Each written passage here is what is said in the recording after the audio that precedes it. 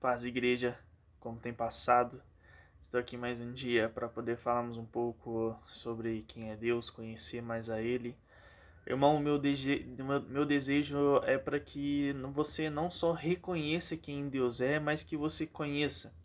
É muito fácil reconhecer que Ele é o Senhor, que Ele é Deus, que Jesus é o Filho de Deus, mas conhecer a Ele pessoalmente é o que eu desejo hoje, despertar esse desejo em você de querer conhecer Jesus pessoalmente.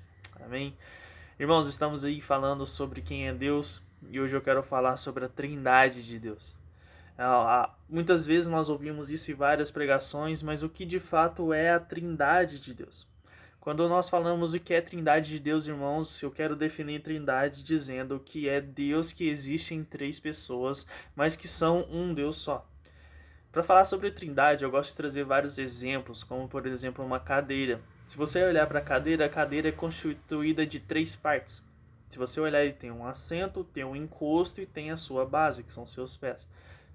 Uma cadeira sem o seu assento, sem o encosto, sem uma base, ela não é uma cadeira. Então, o que faz de uma cadeira uma cadeira? Quando essas três partes em conjuntas existem em uma só. Então, seja fazendo assim, ela é uma cadeira.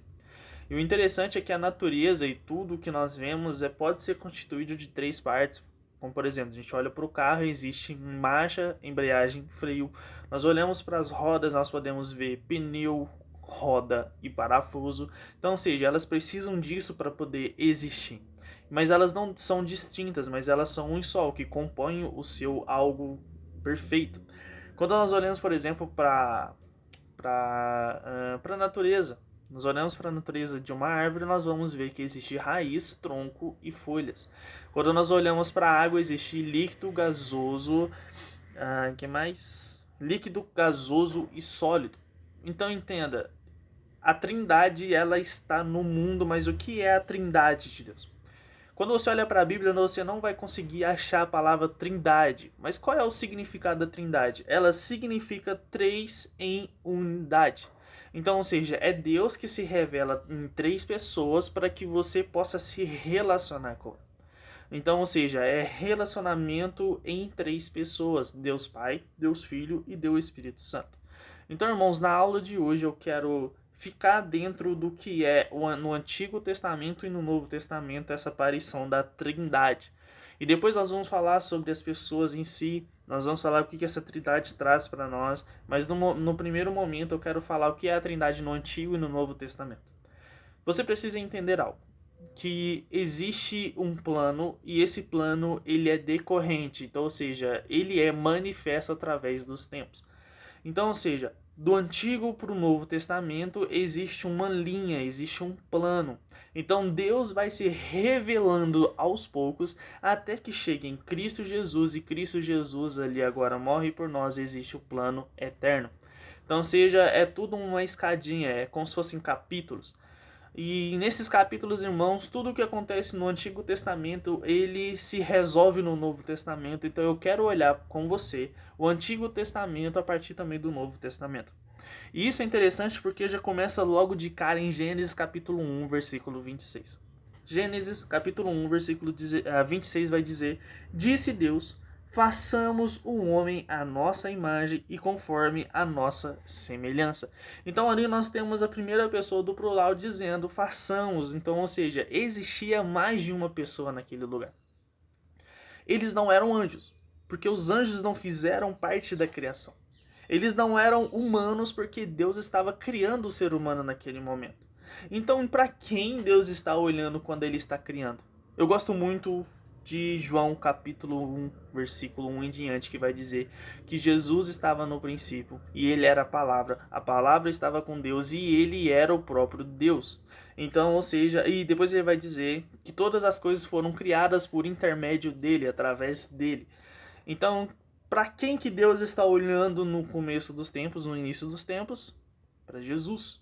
Então Deus está falando com Jesus e o Espírito Santo para a criação do ser humano. Então, ou seja, a Trindade já estava conectada, a Trindade já estava ativa já no começo do tempo. Eu quero ler com vocês Salmos 110, versículo 1. Deixa eu abrir aqui. Salmos 110, versículo 1. E olha só que interessante. O Senhor disse ao meu Senhor. Então agora nós temos um texto dizendo o seguinte: o Senhor disse ao meu Senhor. E muitas vezes nós ficamos com várias dúvidas nisso, porque é como se Davi estivesse dizendo para uma pessoa que esse Senhor era Senhor desse Senhor, que era Senhor de Davi. E fica meio confuso. Então, ou seja, existem 3 pessoas nesse texto. Existe um Senhor, um segundo Senhor e existe Davi. Só que para olhar para esse texto, eu gosto de olhar para o que Jesus disse. Mateus 22, 41, adiante diz: Então os fariseus reunidos, Jesus lhe perguntou: O que vocês pensam a respeito de Cristo? De quem ele é filho? É filho de Davi, responderam eles. E ele lhes disse: Então como é que Davi, falando pelo Espírito, o chama Senhor? Pois ele afirma: O Senhor disse ao meu Senhor: Senta-te à minha direita, até que eu ponha os meus inimigos debaixo dos pés.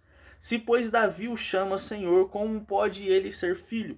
Ninguém conseguiu responder-lhe uma palavra, e daquele dia em diante ninguém jamais se atreveu a lhe fazer essas perguntas. Então agora Jesus vai usar o texto que Davi comentou, e agora ele vai dizer o seguinte: os fariseus indagam quem é Jesus, de quem ele é filho, os fariseus vão dizer que ele é filho de Davi. Mas Jesus vai responder: como assim ele pode ser? Como eu posso ser filho de Davi se o texto está dizendo a respeito de outra coisa? Então esse texto, se fôssemos simplificar, o que Jesus queria dizer é que Deus Pai disse a Deus Filho. Então, ou seja, existe uma trindade. E isso é interessante, porque ele vai dizer: Deus Pai disse a Deus Filho, senta-te à minha direita. E nós podemos crer que é Jesus por causa de alguns relatos do Novo Testamento. Olha só o que está em Atos 7, capítulo 54 adiante. Ouvindo isto, ficaram furiosos e reagiam os dentes contra ele, rangiam os dentes contra ele. O que é o contexto? Estevão é levado diante do tribunal e ele fala a respeito da história de Israel e como isso culmina em Jesus. E quando chega em Jesus, ele dá ali o seu testemunho a respeito disso. Os fariseus ficam indignados. E então Estevão vai responder. Mas Estevão, cheio do Espírito Santo, levantou os olhos para o céu e viu a glória de Deus e Jesus de pé à direita de Deus. E disse: Vejo o céu aberto e o Filho do Homem de pé à direita de Deus. E o interessante é que essa história, irmãos, ela traz uma profundidade muito grande. Porque a ideia é o seguinte, que Jesus ele está sentado à direita de Deus Pai, assentado. Só que quando Estevão está ali através da missão e está pronto para morrer por causa de Cristo Jesus, ser o mártir por causa de Cristo Jesus, por causa do Evangelho, ele levanta os olhos e ele vê os céus abertos. Mas os céus abertos, quando ele olha para os céus abertos, ele vê Jesus à direita do Pai. Mas não só isso, Jesus está de pé. Então, quando Estevão olha e vê Jesus de pé, é como se Jesus estivesse recebendo o espírito de Estevão de pé. É como se Jesus estivesse aplaudindo Estevão pelo que ele estava fazendo. Mas o que o texto quer dizer para nós, irmãos, é que Jesus estava à direita de Deus Pai. Assim como o texto afirmava para nós. Mas não só esse texto, temos outro texto também que diz em 1 Pedro 3, dizendo que subiu ao céu e está à direita de Deus. Então, irmãos, lá em Salmos, capítulo 110, versículo 1, o Senhor disse ao meu Senhor, senta-te à minha direita. Quem estava à direita do Pai era o próprio Cristo, era o próprio Filho. E nisso nós cremos por vários relatos. Então, irmãos, o Antigo Testamento revela para nós que já existia uma trindade, já existia um relacionamento. Existia Deus Pai, Deus Filho e Deus Espírito Santo. Amém? E no próximo vídeo falaremos um pouco sobre a trindade no Novo Testamento. Amém? Que Deus abençoe vocês.